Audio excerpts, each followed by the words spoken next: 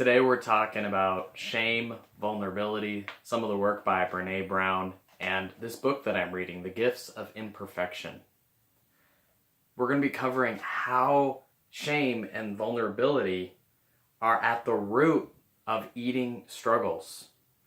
A quick formula, which I'll dive into in a little bit more, is that shame makes you think your body is wrong, which makes you disconnect from your body.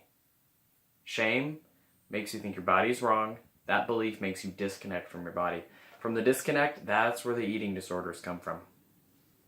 Now, if you like this video, if you find any of the information helpful, I'd love it if you liked the video, left a comment, subscribed, shot me a personal email at jared@weightlossenlightenment.com. Really appreciate it. Love to hear from you. Let's get into what Brene Brown, and in her book, she's talking about shame. What is she talking about? What is shame?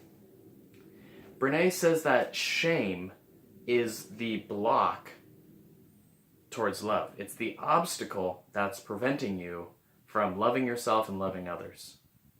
And what I love personally about Brene Brown is I grew up where everything was positive. We live in a culture of smiley faces, and you notice in social media that everything is pretty much positive, right? Well, sometimes we think that positivity we're entitled to it, that oftentimes if we aren't positive, if we don't walk around with a smile on, if we aren't content in our hearts, then we're failing, that we are not living up to our social standard. And let me ask you a question real quick. When you feel that you're substandard, when you feel that the other people around you are better than you, better at being happy than you, say, how do you feel?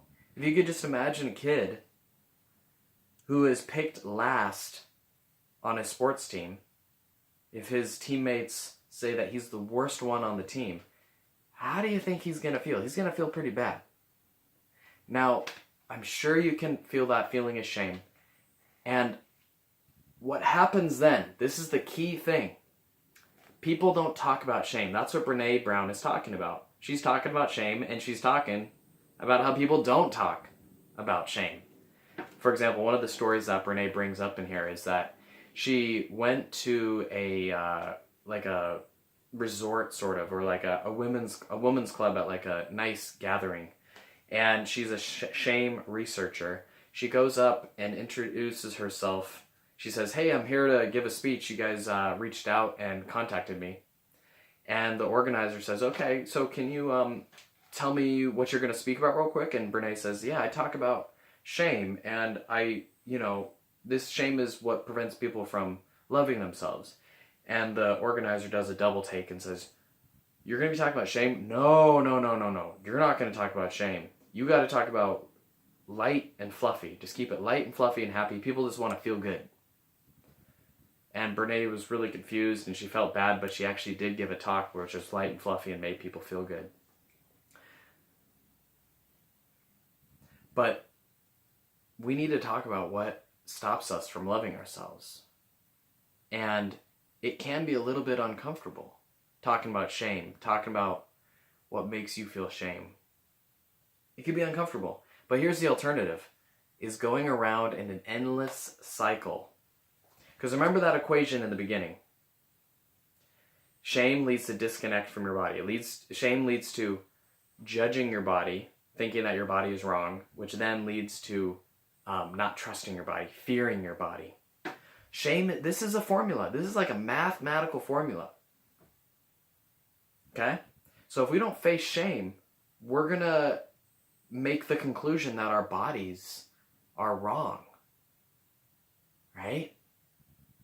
So we need to talk about what makes us ashamed. Now, oftentimes, for example, shame might develop when an offhand comment is made.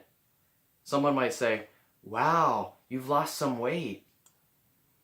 And then you say, "Oh, good, she's giving me positive validation that I've lost weight. I better not gain any weight." And then you do gain the weight back. You you're out with friends and you've been dieting, you've been starving yourself, and you eat some food. And because your self-esteem is tied to your appearance, you then gain the weight and you feel shame that you ate food.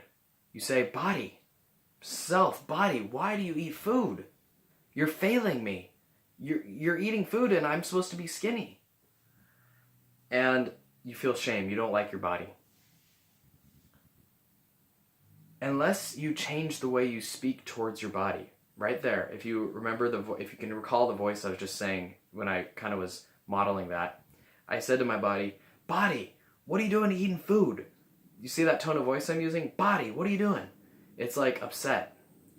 When you think your body is doing something wrong, right? That's the shame. Then you don't trust your body. You start getting afraid. Body, are you gonna get ravenously hungry again and make me eat all those cupcakes at the party until I can barely walk?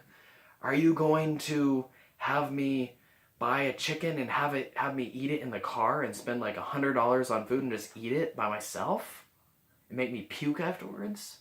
You start to fear your body. The hardest thing about shame is the vulnerability that comes with it. Because at the root, when we start talking about these things, they are not socially acceptable.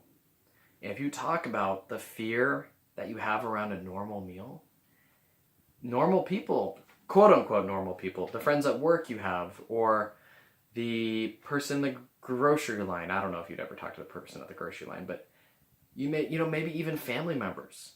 They might double take. They might offer you advice. They might try to fix your problem. They might judge you for it. They might reject you for it. And you have done this before. As a kid or even earlier, you have asked for help. Okay? You have asked for help. And maybe as a child, for example, you weren't feeling good. And you said, I'm not feeling good. And then your parents or your friends, they said, stop complaining. Or they said, just have some water. They didn't love you. They didn't love you. And so you learned that showing your vulnerability was not safe. And so now you have these thoughts, you have these feelings that are shameful, and you've learned that they're not safe to share. That if you share these things, you're not going to belong. So this goes very, very deep into our survival mechanisms. That's what shame is all about, the gifts of imperfection. And what I love about Brene's work is she's normalizing this talk about shame. She's normalizing it. And in my experience, the more I talk about shame, the more I realize everyone goes through this. You're not alone. That opening up, it is painful. It is scary. It is like when I feel into my own vulnerability, I don't like that vulnerability is the truth. I'm just speaking to me personally. Like when I can get vulnerable, I don't like getting vulnerable. I don't like getting vulnerable. I really don't. Like, I hate it. I hate it. I hate it. But the reality is that if I'm not vulnerable, I am judging my body, judging my karma, my history, my body, my emotions, my experiences. I'm judging everything that I am, and I'm disconnected from reality. That's the formula. There's another video down below where I talk about this. You can click on that video. It goes a little bit more into detail about the cycle of binge eating. But this is a formula. It's like if we do not face and talk about our vulnerability, then this is what Brene is saying. This is one of the core messages she's saying. I'll go over some other pillars that she goes over. Brene is saying that unless we talk about shame, it's going to be too life-threatening. It's going to be too survival-threatening. Meaning, like, if you open up about shame, you'll feel too much rejection. Sorry, I'm wording this poorly. But shame is seen as dangerous because if you open up about shame, the group, your friends, your coworkers, they might reject you. Your family might reject you. So until we normalize it to where you can open up about shame, then shame will be dangerous. And we can't have that. Because we need love. We need love, yo. And the message that I'm really taking away from me is, when I think about my own discomfort about being vulnerable, is this quote from this book that says, the cracks are where the light comes in. And you can imagine like a pottery, like a vase, pottery vase. And there's cracks in the pottery vase. And so you might think like, well, if there's water in this pottery cup, then all the water is just going to leak out. It's just going to leak out. We need to seal these cracks up. That's like us when we say to ourselves, when we see our flaws, we see our holes in our heart, and we try to patch it up. We get busy with work. We numb out. We distract. We're trying to patch those holes up. And what Brene is gently encouraging us to do, and something that I'm taking to heart, is seeing that those cracks in the bowl, that's also how the stale water, the stagnant water gets out. It's how fresh air comes in. These cracks, if you seal them up, the stagnant water stays there and no airflow happens. So we need to go into our vulnerability, because remember, the alternative is just the equation I've mentioned a bunch this time. You judge yourself, you disconnect. Now, if this is your habit, disconnecting, not loving yourself, judging yourself, how can you manifest the type of life you want? We all know, this is why I have the Buddha here. This is one of the reasons why I have this Buddha. If you're listening to the podcast, I have a Buddha statue right here. One of the things that Buddha said that really, really resonated with me most was that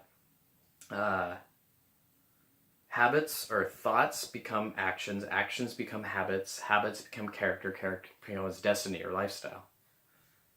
So if we're judging ourselves and disconnecting from our body, that's our thought, that's our action. We're developing habits, that's a negative cycle. How can we manifest the lifestyle we want when we're not coming from a place of love? I'll leave you with that. Let me know if you want more Brene Brown. Peace.